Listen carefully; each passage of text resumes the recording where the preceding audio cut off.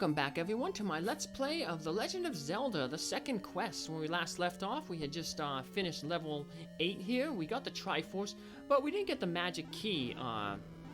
We were running out of time, and it was much easier for me to go grab the Triforce than the magic key. So we're going to make a quick dive into this dungeon, complete the map, and get the magical key. And then after that, we'll be able to head into level 9.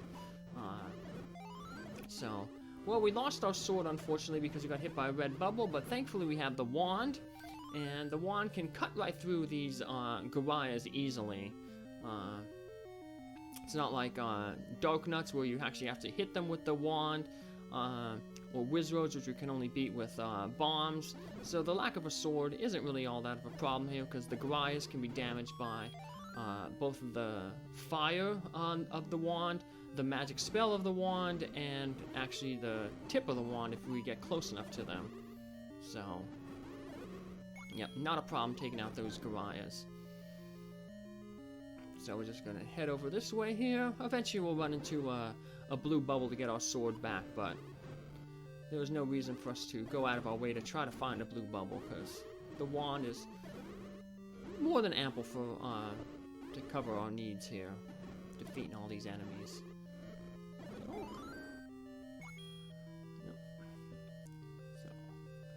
Alright, here we have a splitting dig dogger here, so let's use the bomb trick because we don't have access to our sword. We lay a bomb down, blow the recorder. The bomb's gonna blow up and deal a lot of damage, half of the dig dogger's life, and then we lay down another bomb as they split, and that bomb blows up, and the blast radius takes them out. So it's an easy way to get rid of those dig doggers. So we have our wand here because we got another group of wall masters to take care of. We don't want to grab that clock because remember, if you grab the clock, the wall masters are going to stop coming out, and we're going to have to leave the room then to get them to start coming out. So defeat them all. There wasn't a lot there, only 4. Probably because there's so many bubbles in that room. There's like a limit on how many enemies we can place in a room. You know, Nintendo sprite limits. And now we have the dongos. I almost said dig dogger. They get a little bit confused, so. Well, both of these bosses we've encountered way too many of, so. But not as many as we'll encounter in Zelda Outlands, a hack of the original Legend of Zelda that I'm also going to be playing. The creator of that game just loves his dongos. He places so many rooms with 5 of them in. That the game actually starts slowing down because there's so many sprites moving around, and they're just really annoying because they're not a difficult enemy, and they just take so much time to defeat. They're more of a hindrance than, you know, a challenge. So there's a way you gotta balance the game for you know, challenge and then just, you know, tedious you know, repetition. And alright, let's push the block, and we're going to head down here and grab our magical key. And that'll help us unlock all the doors in level 9, which is where we're going to be heading as soon as we get out of this dungeon. And to get out of this dungeon quickly, we're going to rely on our old friend, the Wall Master. There's our completed dungeon. If you go back to the last episode, you can see the map of level 7 and how that fits right in there with level 8. So we just get grabbed by the Wall Master and pulled in to the wall, and we get teleported back to the entrance of level 8. Now everything's complete, so let's head on out, and we're gonna head to Death Mountain, but we've got to get a little bit more rupees because we're gonna want to fill up our inventory, so we're gonna get some meat. There's a meat shop along the way. It's one of those 100 rupee meat shops. So we just got to get a few more rupees. So we're just going to head over here by level 1. There's a screen with the 2 screens nearby with levers. And levers tend to drop a lot of money, so there we go. Got those ones there. Now we'll head down by level 1. The magic number is 100, so hopefully we can get that between these next few screens. Because there's not a lot of enemies on Death Mountain. and the ones, the screens that do have a lot of enemies in, we've kind of defeated a lot of the Lionels, and just left P-hats there so that we didn't have to deal with Lionels again when we were making our way to level 9, so.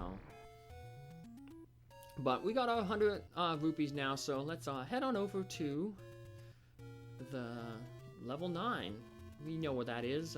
It's on Death Mountain. We visited it earlier because I wanted to show off what happens if you try to enter level 9 without the entire Triforce. And we got that old man who said that, you know, ones without the Triforce can't proceed. Well, now we have the Triforce, so we can proceed at our own peril, I guess, to into Ganon's lair. Luckily, Ganon has not learned any new tricks, so in his time away, or in the time since we beat him in the first quest until now. So, level 9 though is a little bit harder than the first quest.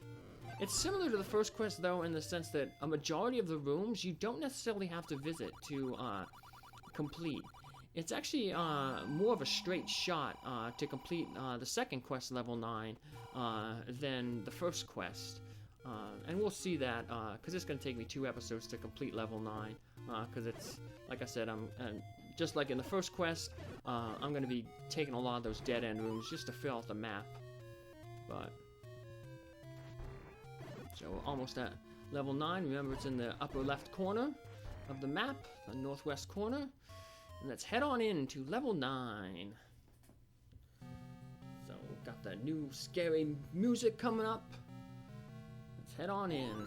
Now, to the left that's the way we want to go to eventually get to Ganon. But first we're going to head over to the right side of the dungeon because we have to get the silver arrow, which is on this side. So, the last time, I'll spoil what this map is. Once again, the map is going to be held by the Patra enemy. But last level 9 dungeon was basically a Ganon's head. This one's going to be a skull. And secrets are going to be in the eye once again. So, that's our little hint where we can get some stuff. So, now Zelda won't be in the eye again, but the silver arrow will be in one of the eyes. So, but we just cleared out that kind of dead end over here. Now let's head up this way. Good old Zoles. It's always fun to see them enemies because they're so easy. One hit takes them out, and you just want to hope that they drop fairies or hearts. We're going to leave one of these bats alive because we're going to come around from the north. If we defeat all those bats, they drop a coin, 5 rupee. And so we're going to want to collect that, but you have to collect it from the north. You have to come into that room from the north, so we're going to come around to that room and just leave that one bat alive, so we don't necessarily have to defeat all the bats again. We'll also leave that Wizrobe alive because we're going to come back into that room later. So we're going to... in order to have all the enemies respawning, as long as we keep one in the room, the other ones will not respawn. So here's our little Patra enemy here. Take him out. Once again, we have to take out the little orange ones that rotate around the blue one. And here's our map. So let's walk over into this left eye here. Secret in the eye, and hey, we got a clock. Woohoo! Good for freezing these Wizrobes, because we have to defeat all these Wizrobes. We'll come back into that room and push that block. But first, like I said, let's get this coin that this 5 rupee that's going to drop from defeating this bat. Doink. There we go. Pick it up, and let's head on up and back into the eye.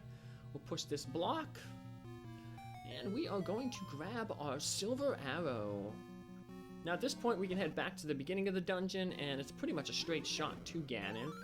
But we're gonna basically clear out the whole left side of the face here, the right side of the map, looking at it.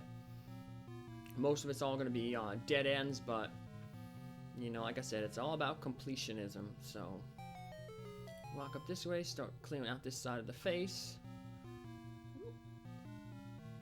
Oop, hit the bubble. Dough. Oh well, it's okay. We're gonna run into a lot of these rooms. They seem to be a favorite of this whoever designed this dungeon. Oop, more red bubbles.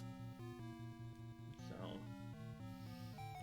we don't have to worry about going into that room to the north, because we'll approach it from the north here, or from the south here. So.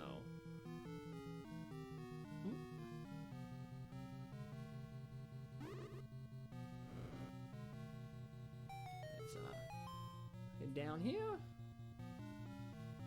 just like I said, this block is pretty popular, I guess.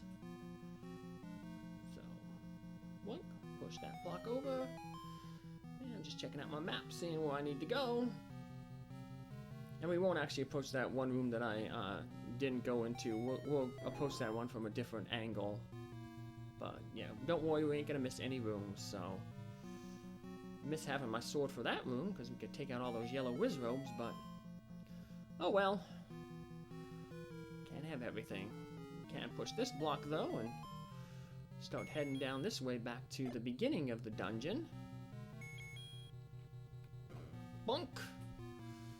And what do we got here? We got another patcher enemy, and we can take it out though with our wand. It's a little bit more dangerous because the wand isn't as strong as the magical sword, but you have to get real close in there because you can hit it with the tip of the wand.